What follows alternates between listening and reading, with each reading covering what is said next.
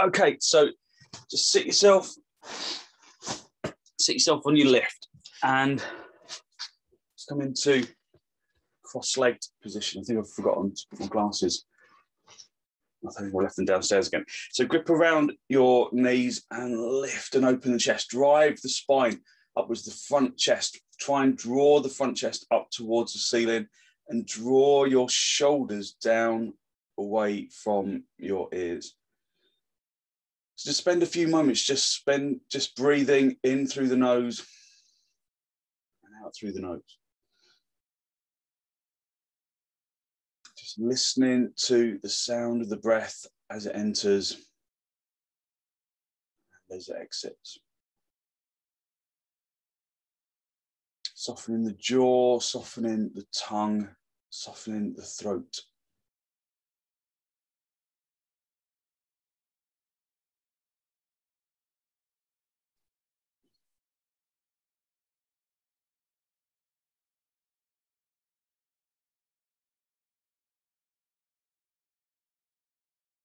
Just hold onto your knees and close your eyes. Continue to just focus on the inflation and deflation of your lungs.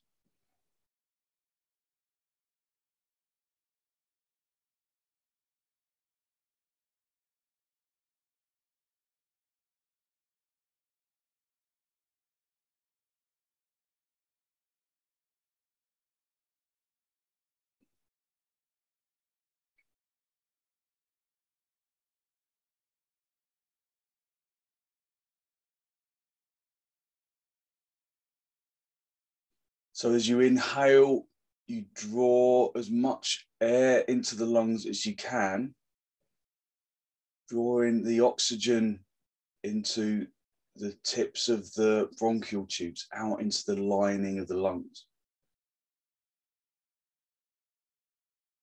So consciously feel as though you draw the breath into the lining of the lungs.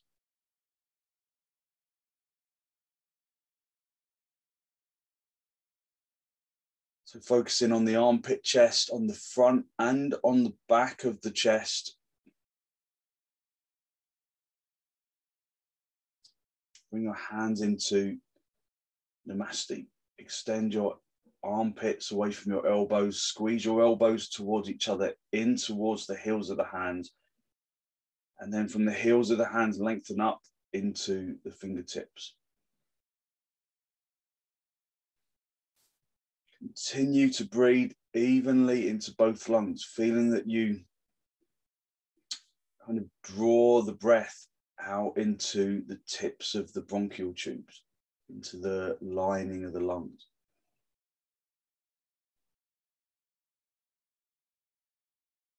Breathing from the bottom to the top with the in-breath. The top to the bottom with the out-breath.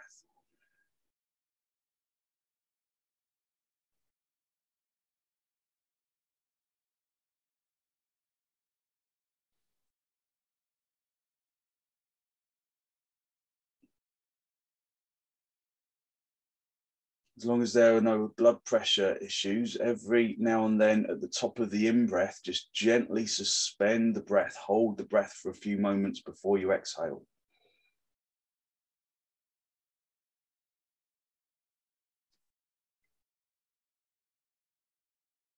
Just allowing the breath to settle it within the lungs, drawing out into the tips of the bronchial tubes, the tips of the tree branches.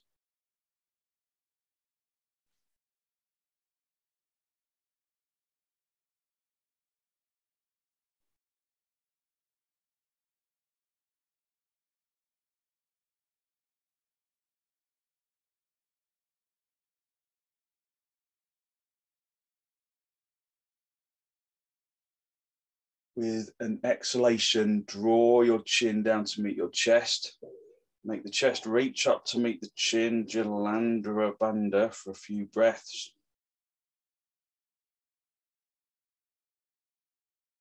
Just spend a few moments just seeking to generate a genuine, heartfelt sense of gratitude for something or someone.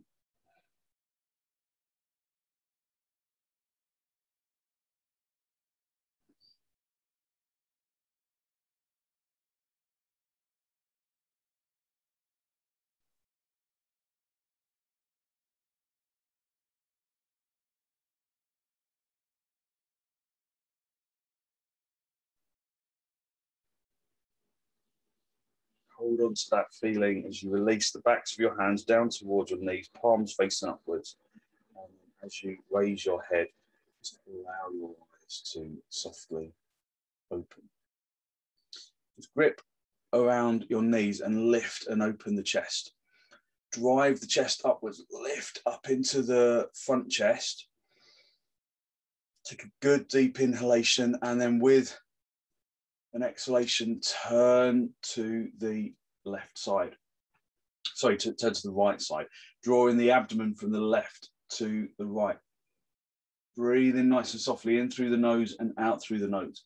So we're currently going through a little heat wave here, aren't we? So it means that our energy is different. So this week we're just focusing on, rather than kind of going hell for leather, working on the principle of 90%.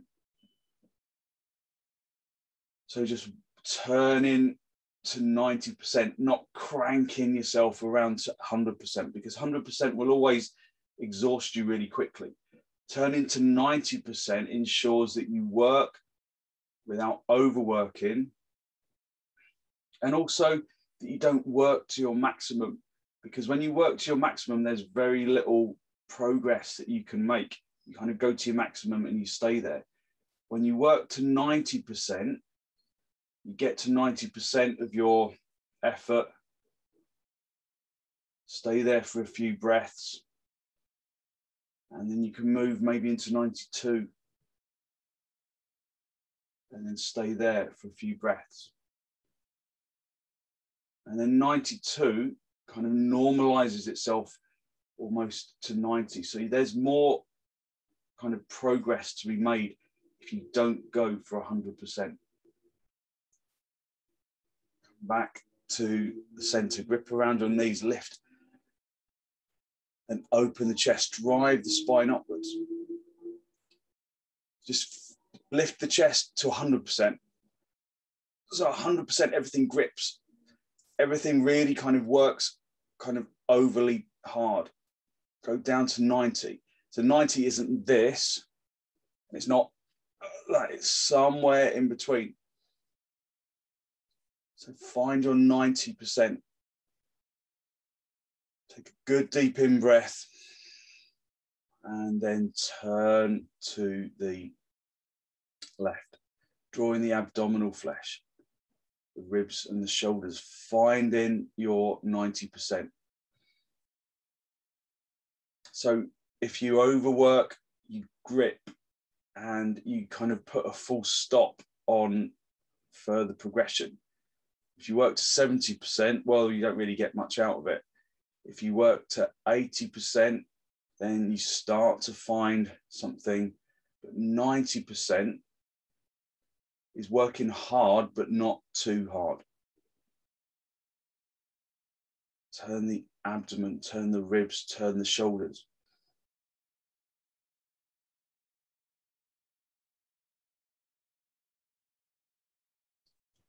And then come back to the center.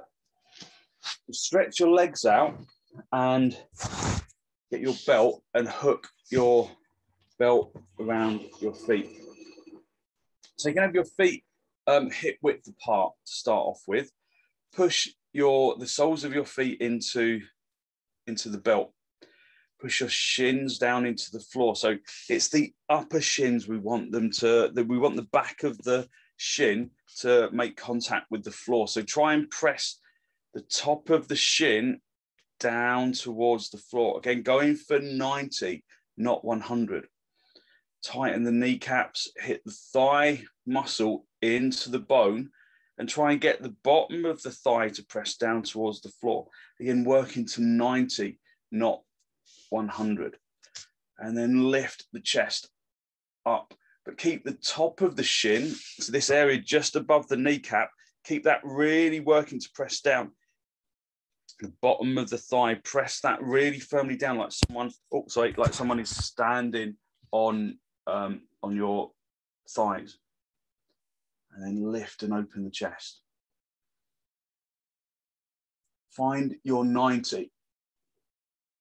So you're working determinedly but not to the extent where you're gripping. Because if you overwork, you grip.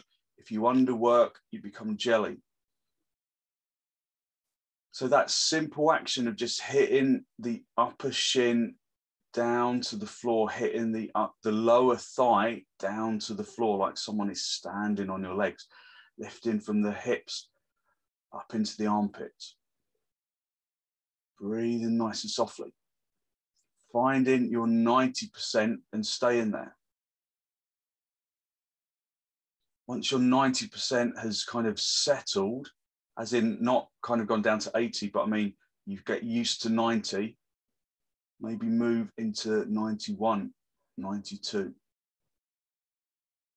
But as soon as you feel that kind of grip of overwork, let go a little. So becoming aware of our effort is really important. We need to listen to our body. We need to feel the pose so that we can see the pose. So we see the pose with our eyes, but there's a lot of the body that we can't see with our eyes. We can't see the back of the body, for example. If you're looking forward, you probably can't see your torso. You can probably barely see your feet. So we create a mental image of the body through the feeling of the body. Okay, and then just gently release. And then sit back on your heels. So big toes together, knees apart. And then just sit back on your heels. So I'm presuming that we're quite low numbers today because people probably couldn't sleep last night, actually. It's probably just occurred to me. So maybe that's why. So maybe people will do the recorded session later. But in this type of weather, you don't want to, you don't want to kind of exhaust yourself. You want to kind of release your energy. So just sit on the shins. Lift and open the chest. Draw your shoulders down away from your ears. Feel that you're working with effort to press the shins down so that the thighs activate. And then you're lifting from the hips up into the armpits. Feel that you're working with 90% activity. Press the top of the shins down onto the floor and then come forward to Adho Mukha Vrksasana. So one of the things about warm weather is that we maybe feel a little more flexible, but we also get tired more quickly. So we're working with consciousness of our effort. Just bring your head down if you can. Keeping the seat bones in contact with the heels. Breathe in nice and softly. In through your nose and out through your nose.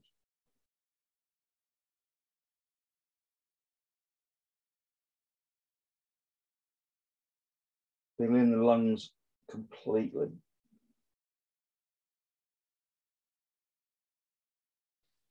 Come up onto all fours, turn your toes under, and then come up into dog down. Adho Mukha Svanasana. So just observe how the body is feeling to start off with, where there are areas of dullness, where there are areas of resistance. And then activate. Activate evenly on both sides.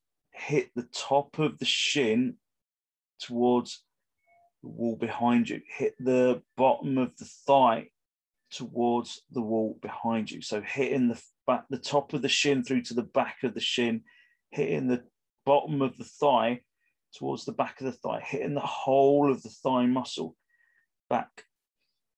Working evenly. So just observe that both legs are working evenly.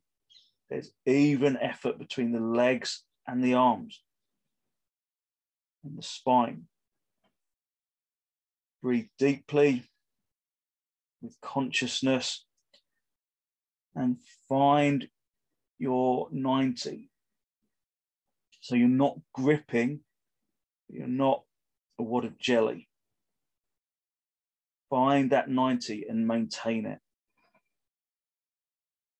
Breathing nice and softly in through the nose. Breathing into the periphery of the lungs. Listening to the sounds of the breath.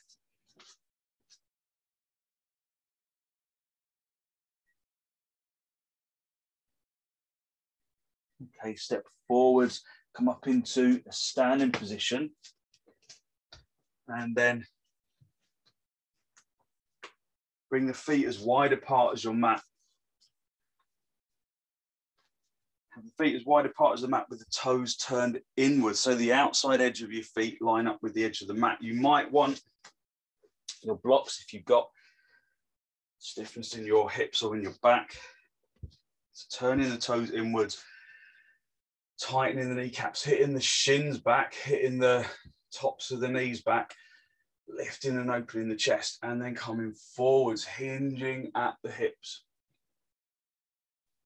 And then either find the blocks, bringing the blocks underneath your hands, or if you can come all the way down to the floor in half Uttanasana, then do.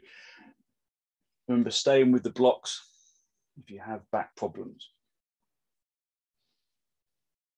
So half Uttanasana is a really good pose that kind of helps you to identify and monitor and control the activity of your legs. So hit the upper shin towards the back of the shin, hit the lower thigh towards the back of the thigh. Feel that you're working evenly in both legs. Lift the seat bones up away from the heels and then drive the front chest from the abdomen to the diaphragm, to the collarbone, to the chin. Breathe deeply and evenly, listening to the sounds of the breath.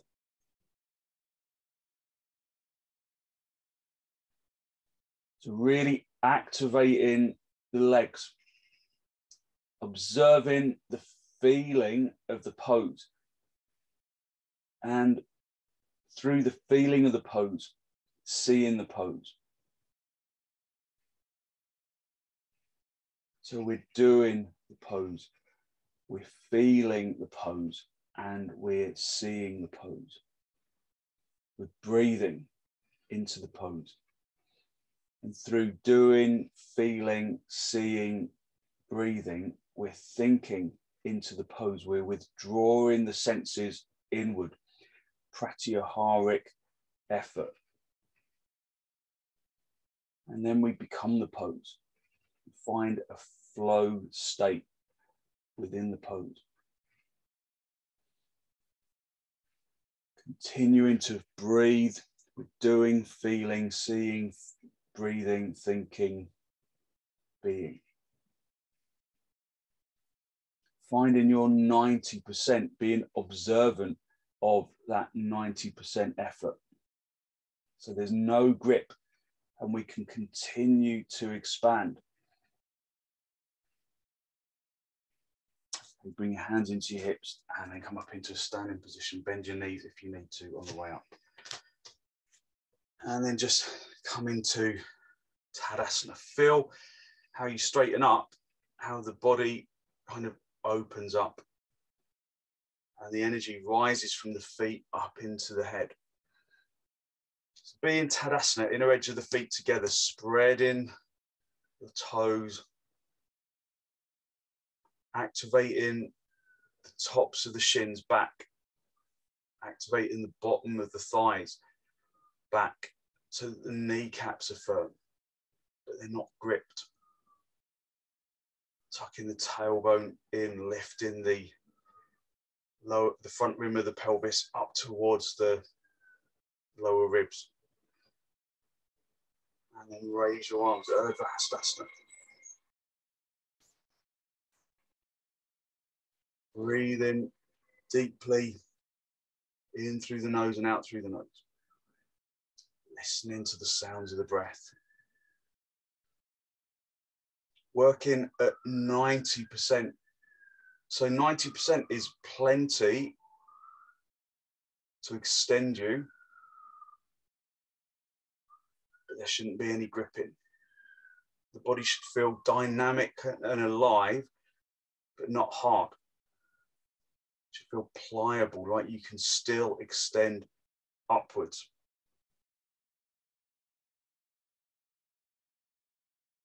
Just gently release your arms. Spread the toes of the left foot. If you can pull your shorts up a bit, then do on that left leg. So we can do Vrksasana, have somewhere nearby to help you to balance if you need it. Spread the toes and then bring that right foot up into the thigh. So remember that anantasana action where you hit the little toe really firmly into the floor so that this outer thigh really firmly activates. So press the little toe side of the foot, especially the little toe, into the floor so that that outer thigh activates. Just bring your hands onto your hips. Just lift and open the chest. Lengthening from this inner groin into the inner knee. So you're pushing that inner knee back a little, but at the same time, you're squeezing the this lifted leg, this bent leg buttock bone, you're pushing it forwards. So you're drawing the knee back effectively, but you're effectively also kind of contradicting that by pushing the buttock bone forwards. Lifting the chest and then raise the arms up. So the arms should be parallel in Vrksasana. In the classical pose, the hands are together, but that's actually makes it quite hard to lift the side ribs. So we often vary the pose and do it with the arms in Vrksasana. Breathe in fully, working at 90.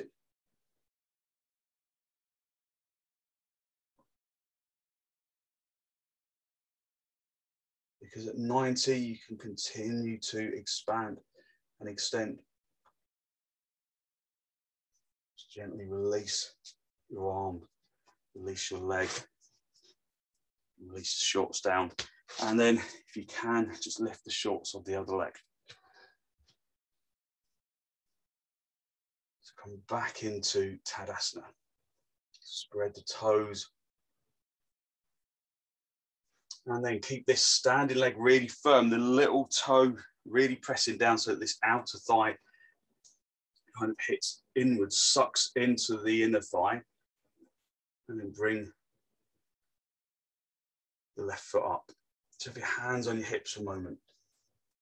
Just find your balance. Use something to kind of help you to balance, or you can do this right up against the wall, the back against the wall to help you to balance. Lengthen consciously from this inner groin into the inner knee and then squeeze that buttock bone forwards with that lifted foot. Lift and open the chest and then raise the arms.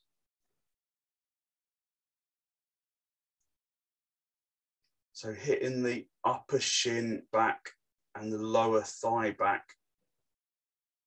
Pressing the little toe consciously into the floor so you suck the outer thigh inwards towards the foot. Press the foot in towards that outer thigh. Breathe normally and deeply, softening the jaw and the tongue. Working at 90.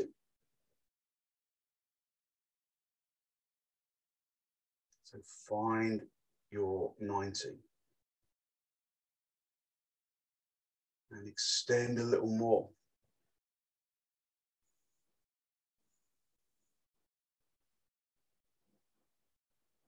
Okay, and then just gently release the arms, release the leg, and then come back into Tadasana. So in Tadasana, just reset the body, just reset the legs, hitting the upper shins back, hitting the lower thighs back, rotating the thighs inwards, just finding 90% effort.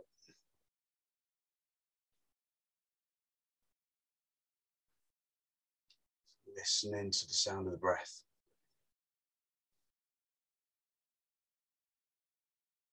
Bring your arms out nice and wide in towards the chest, and then step or jump nice and wide with your legs. Turn your left toes in, your right leg and foot all the way out, and then just comes down into Trikonasana. So activating this back leg as though you're doing Vrksasana, the tree pose, working from the hip down into the heel, sucking that outer thigh in by activating that little toe of that back foot.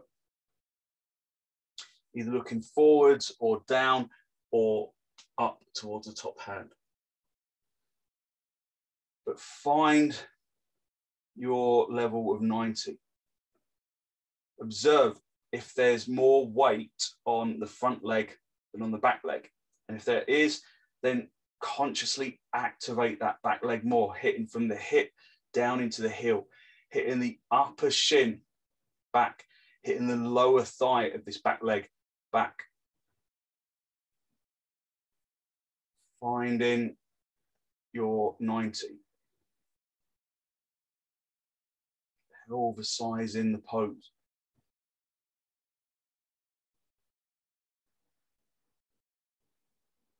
Reach up with the top hand, come back to the center, swap the feet around, turn the right toes in, left leg and foot all the way out, and then just come up into the center state, into the center point. So that little toe stamps down so that this outer thigh sucks in. This front leg lifts and turns, activating the upper shin of both of the legs. Stretch your arms out and then come over to the side. Pressing that little toe of the right foot firmly down so that you suck the outer thigh of that right leg in. Breathe in deeply. Finding your 90. So finding 90 is as much of a case of universalizing the effort of the pose, so that you identify how much you're working with the back leg, how much you're working with the front leg, and unifying those. Bringing both legs working evenly.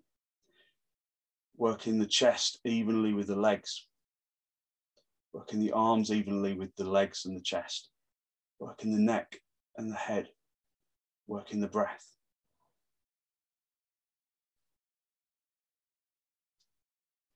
Reach up with the top hand, come back to the center. Bring the feet parallel. And then step, jump the feet back together and coming into Tadasana. Just listening to the breath.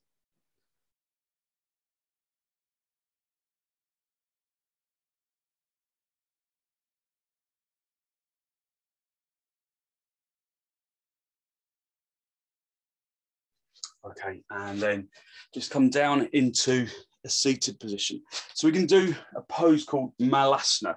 Now you need to be on a bit of a lift. We don't need to be, but it's kind of preferable, if you like, if you're on a little lift. So whatever you sit on at the beginning, sit on for this pose. So I've got this little meditation cushion. If you sit on blocks or sit on a folded blanket, then sit on that. You need to be quite high. So you might even need to be a little higher than usual. Have a couple of blocks at the sides because you might need those to kind of lift yourself up. So just perch on the very end of your lift, whatever it is, and just come into Dandasana. So stretching from the hip into the heel And then again, just reassessing your effort level. Are you overworking in one leg and underworking in the other? Find that evenness of effort. Engage in the brain. Pratyahara. So just stay where you are. I'll show you what we're going to do next. You're going to bring your feet in towards the blocks that you're sitting on, and then the inner edge of the feet are together. Then you're going to bring the knees apart a little. You're going to stretch the arms forwards, and then you're going to see if you can lift and hover. So my seat bones are off the chair, off the lift even. I'm lifting and opening the chest, drawing the shoulders down away from my ears, and then stretching forwards. If you can't lift off, you've got your blocks to the side. You can kind of push yourself up so that you can hover and then stretch your legs away. If you can't keep your heels down, then you can put you can maybe put a folded up blanket underneath just your heels and then come forward, and then that should help you to keep your heels down. But otherwise, just stay with the feet directly on the floor. So just unify the effort of the legs. Lift and open the chest. Feel how the heat contributes to that feeling of pliability. And bring one foot in, doesn't really matter which one you do first, and then bring the other in as well. And then bring the feet as close to as you can to whatever you're sitting on. So the inner edge of the feet is together. So malasana, sometimes it's known as the cobbler pose. Just grip around the knees before you try and lift off. Grip around the knees and then work to lift the front chest upwards. Breathe in nice and softly. Listen to the sound of the breath. Keep the jaw soft. Keep the tongue soft. Lifting the chest with 90% effort. Keep the chest lifted. So keep kind of lifting this front chest upwards, and then stretch your arms forwards. Keep the head lifted, and then stretch into the fingers, and then see if you can lift off the floor. If you can't, then use the blocks to the side of you to lift. So cat, it looks like maybe you're not sitting high enough. So if you sat a bit higher, you'd probably find it a bit easier to lift, because you've done this before, haven't you? And so the higher you sit, the more easily you can come forwards. So we're just stretching the front chest. We're keeping that front chest lifted. We're lengthening the armpits away from the knees, turning the tailbone in so the back is kind of rounding a little. Breathe in softly, working with 90% effort. Okay, when you're ready, just gently guide yourself down, and then come into cross legs for a moment. So just give me, it's a bit difficult to see from here because just because of the camera angles, just give me a thumbs up if you were lifting off. Yeah, lifting off. There's a couple of sideways. Okay, so if you really struggle to lift off, rather than trying to come forwards first, just you can always try and put in the blanket underneath your heels. The first way to come up is just to lift yourself up, and then you see if you can hover. When you come forwards at first, then your heels probably feel really light on the floor. And if they feel light on the floor, then just get your blanket. It's just the tip of the heels that need to go onto the blanket.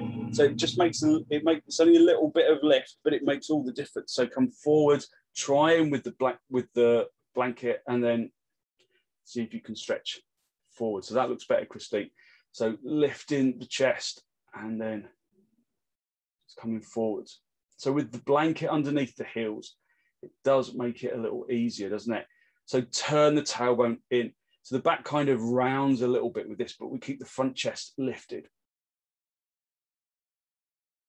Okay, and then just gently guide yourself back. And then just move your equipment out of the way. Stay sitting on the lift, and then bring your legs into Vrksasana. So if you're sitting on a lift, sometimes it's hard to get hold of the toes without dropping the chest, hard to get hold of the feet without dropping the chest. So you can slide the belt underneath your feet, just hold on to the belt where it allows you to lift and open the chest.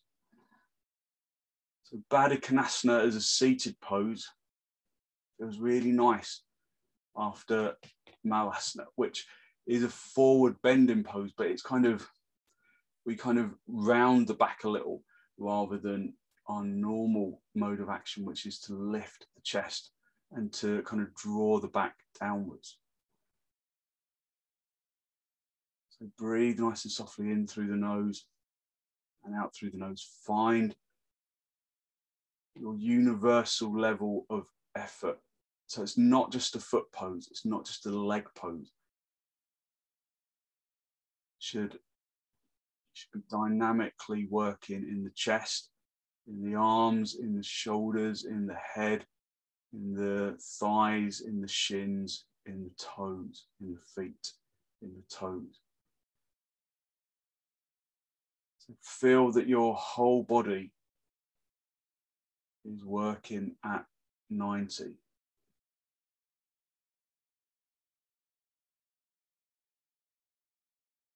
Breathing in through the nose into the tips of the bronchial tubes.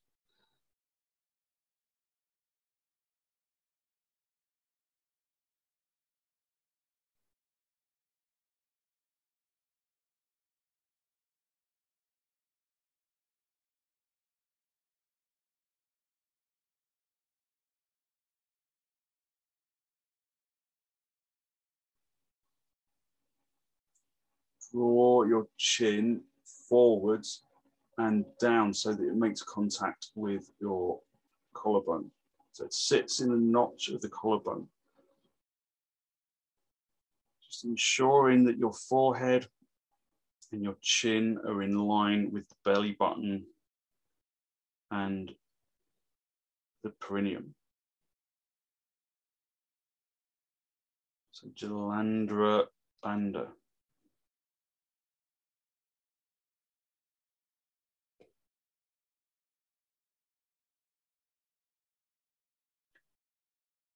As well as Jalandhara Bandha, we can incorporate Mula Bandha, which is lifting, the easiest way of thinking about it is lifting the anal sphincter up into the abdomen.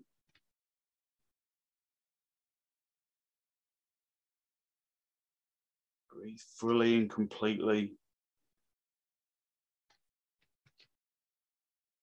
Just giving yourself space in the side ribs to expand, so you might need to bend your elbows out to the side a little.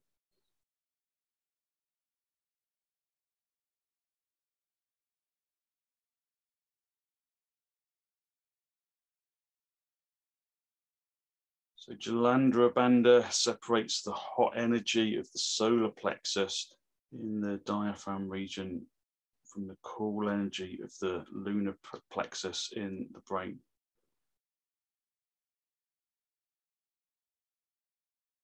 It helps us to generate and hold on to our energy.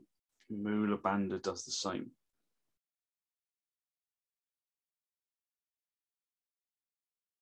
Soften the jaw and the tongue and the throat.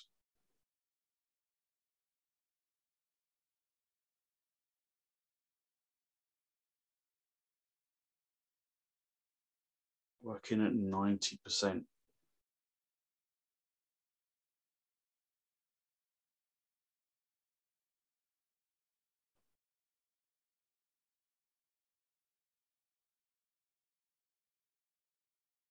Okay, release Mula Bandha, release Jalandhara Bandha.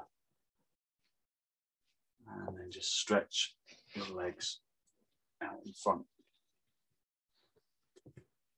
So we're gonna do a couple of, a little bit of pranayama because it's hot.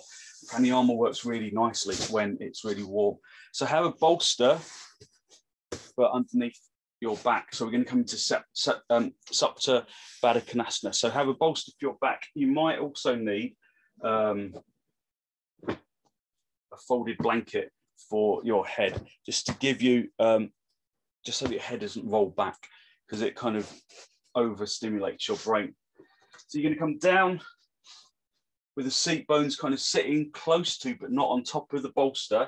So you can always use a rolled up cushion, or like even a rolled up duvet underneath you, just to give you a little bit of height, and then just roll down along the floor. If you haven't got a bolster, then you can just do this directly on the floor.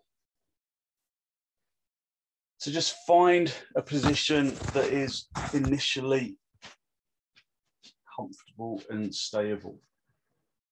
If there's stiffness in your hips and it's really uncomfortable for your hips, then you can just put some blocks underneath the thighs to support the hips.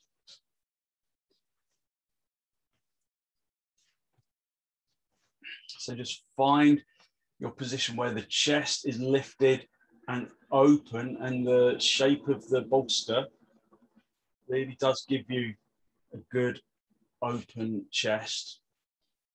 Just close your eyes for a few moments and just focus on just normal breathing, just normal in-breaths, normal out-breaths.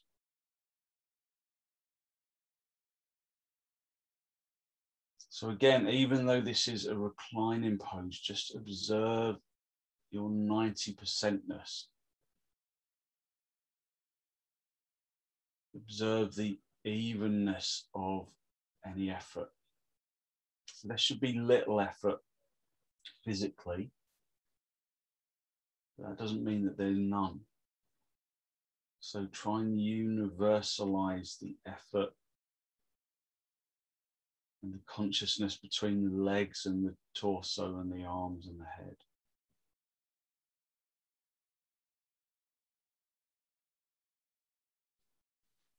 So just breathe in normally, in through the nose and out through the nose, filling the lungs and feeling that the rib cage expands upwards and outwards with the in-breath, and lowers, and the rib cage gently contracts with the out-breath.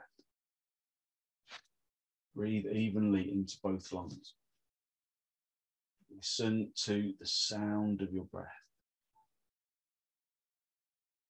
because the sound of the breath is key to successful pranayama. It's also a pratyaharic action.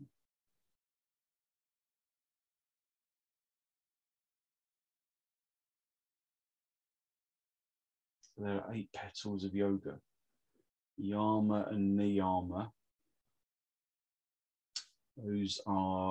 Yamas are the kind of ethical principles by which we live our lives.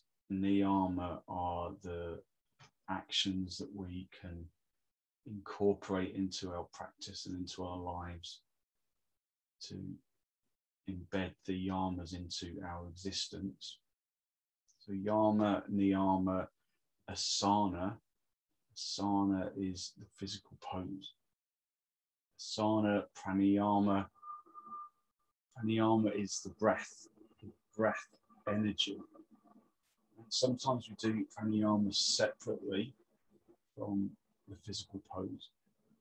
Try and integrate consciousness of the breath into the physical pose. So pranayama, we go to pratyahara.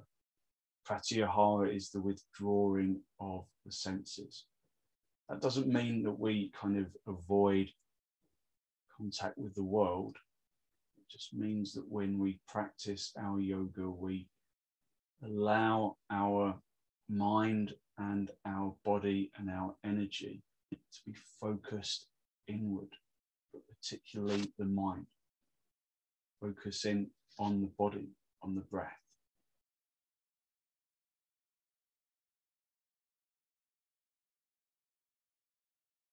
So listen to the sound of the breath. Soften your jaw and your tongue.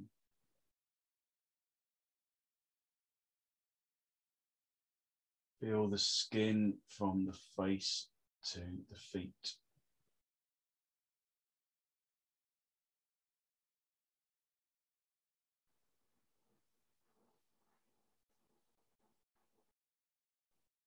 Observe the feeling of the breath in the sinuses. So as you inhale, the breath touches the lower inner sinuses, and as you exhale, it touches the upper outer sinuses.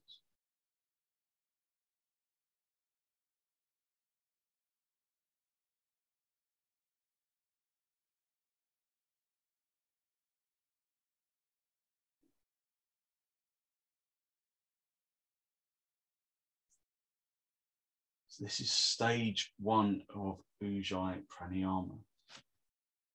Stage 2 is where we stay with normal in-breaths, but we exhale slowly, deeply and steadily until the lungs feel empty. At which stage you go back to a normal in-breath and then continuous cycles of extended out-breath. Slow, steady, deep exhalations until the lungs feel empty, and then normal in-breaths. Take a normal in-breath and a normal out-breath, and then another normal in-breath. And then exhale slowly, deeply, steadily until both lungs empty evenly and both lungs are emptied completely. Followed by normal in-breaths and then continuous cycles.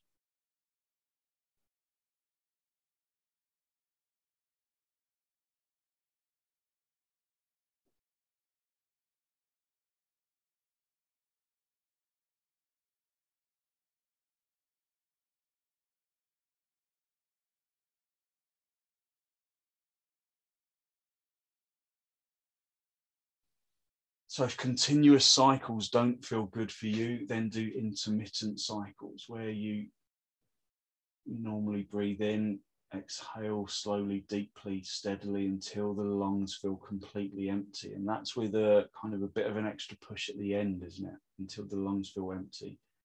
And then do a couple of normal breaths. And then go back to the extended out breath. So either continuous cycles, but if that doesn't feel good for you, then do intermittent cycles of extended exhalation.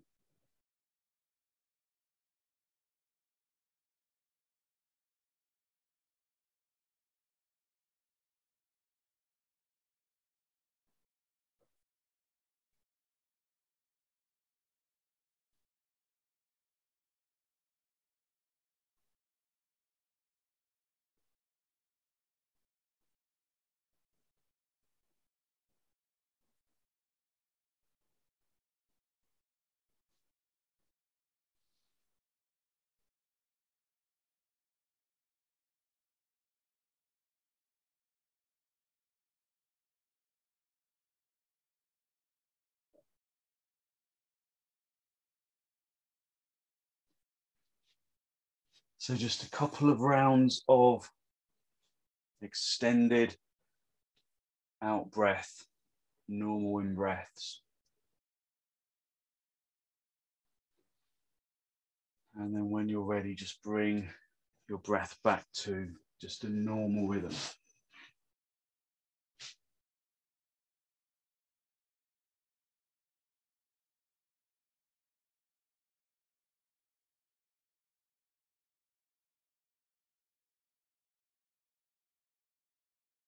So ideally you do each of the stages for 10 minutes, but we're kind of short of time. So we're just doing short little cycles.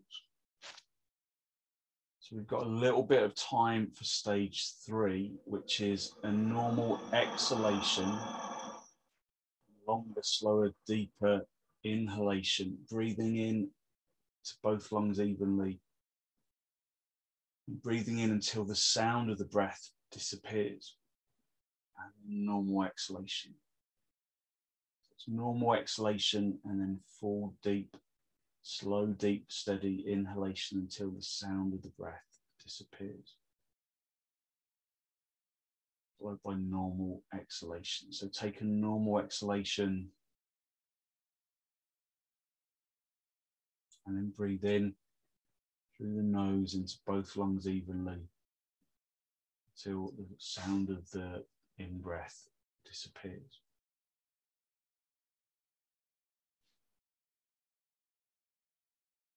And then normal exhalation. So you're breathing in until the sound of the breath becomes silent, and then normal out breaths. Several cycles or intermittent cycles if that's more comfortable for you.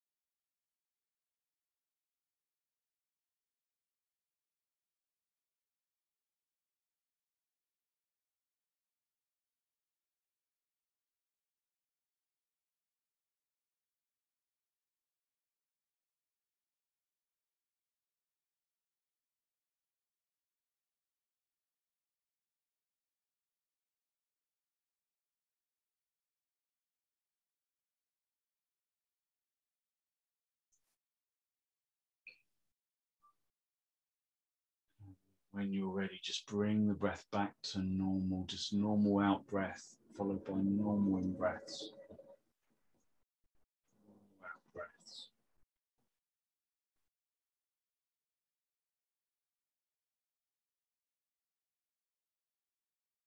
When you've recovered, just push your elbows into the sides of the mat, push your hands into the floor, lift the chest. Try not to poke your head forwards as you come back into a seated position. Just stretch your legs out. Just move your bolster out of the way.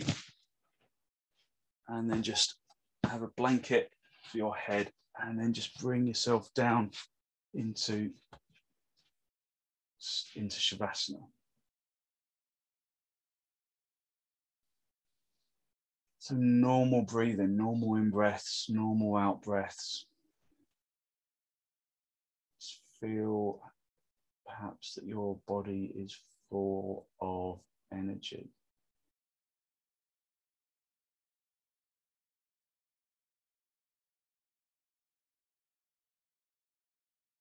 So through working at 90%, we stop ourselves from overworking and exhausting ourselves.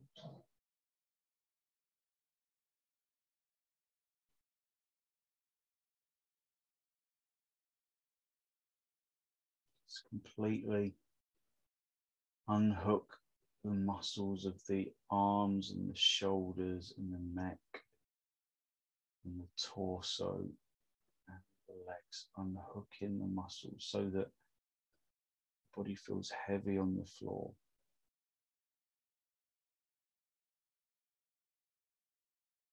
So that you can feel the energy of the body rise into the top of the skin.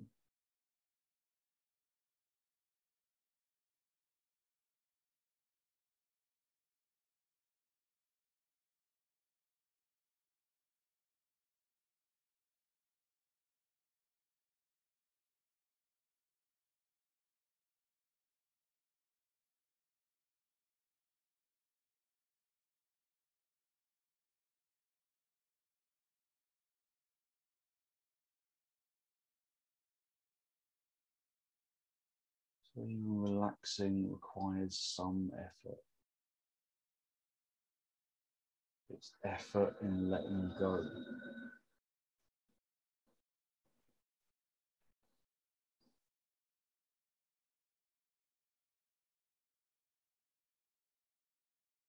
When you're ready to disturb yourself, just wiggle your toes, wiggle your fingers, just bring yourself back into this use a Shavasana.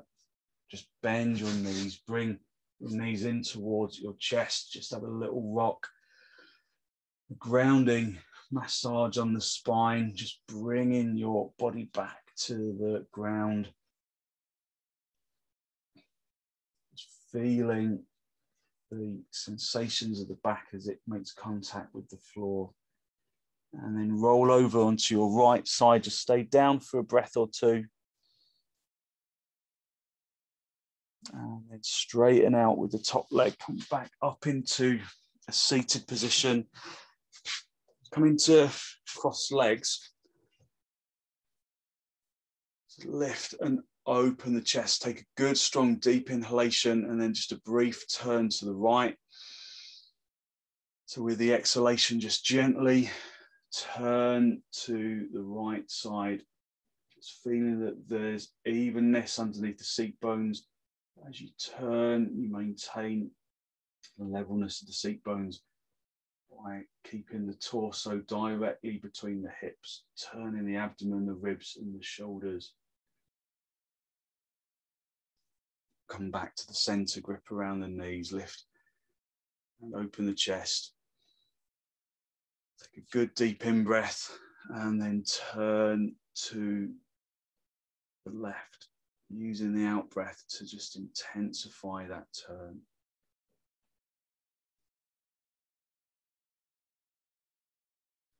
And then come back to the center. Just bring your hands into Namaste, close your eyes, just a final spinal lift. Draw your breath down into the abdominal region. Conscious of the energy that you've released through your practice this morning, that good, positive, healthy flow of clean energy. The extensions, the forward bends, the twists, the pranayama bring to the body and to the mind. And then gently draw your chin down to meet your chest. Just spend a moment to seek to acknowledge the positive energy you've created inside. That feeling of lightness from the inside. And then send some of that positive energy out into the world.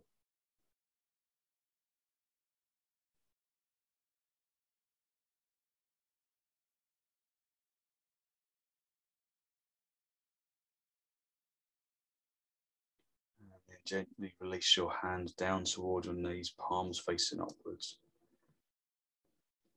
As you raise your head, allow your eyes to softly open. Focus to softly come back.